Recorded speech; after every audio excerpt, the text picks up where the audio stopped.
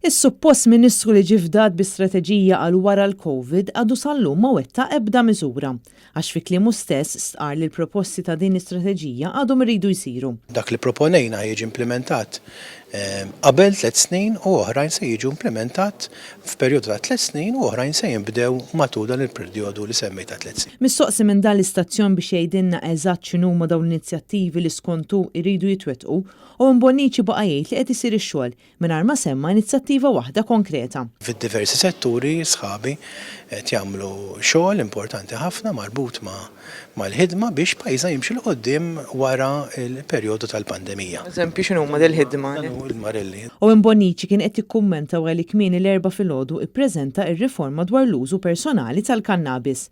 Fost il-proposti hemm li kull adult li jkollu fil-possess tiegħu sa massimu ta' 7 grammi kannabis mhux se jkun meqjus illi wettaq reat. Dan fil-waqt li persuni taħt 18-il sena li jinqabdu possess ta' 7 grammi kannabis se jkunu mħarka u jidhru quddiem il-Kummissarju tal-Ġustizzja. Proposta oħra hija li se jkun permess li ssir kultivazzjoni sa massimu ta' 4 pjanti tal-kannabis f'kull dar, rispettivament min numru ta' residenti li jgħixu fiha. Il-konsum fil-pubbliku minn 7 grammi sa 28 gramma jagħti lok għal proċeduri quddiem il-Kummissarju tal-Ġustizzja kif ukoll ikun hemm penali.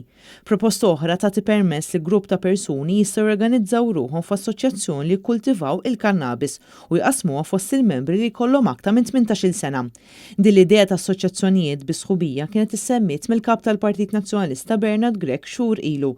Bl-oppożizzjoni tgħid li dan huwa każ ieħor fejn il-Partit Nazzjonalista qed iġib il-bidla. Bernard Grech qal ukoll li jinsab ħerqan għal pubblikazzjoni tal-abbozz tal-liġi biex issir diskussjoni serja fil-Parlament.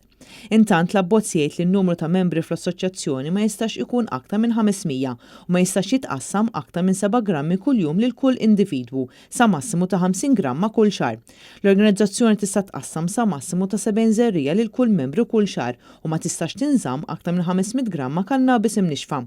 Apparti dan irid ikun hemm minn tal-inqas 250 metru distanza mill-iskejjel u mhux se jkun permessi jitwaħħlu simboli relatati mal-kannabis. Din ir-riforma se tippermetti wkoll li min fil-passat instab ħati possess ta' kannabis se jkun jista' jneħħi s-sentenza li ngħatatlu mill-kondotta permezz ta' ittra bil-miktub.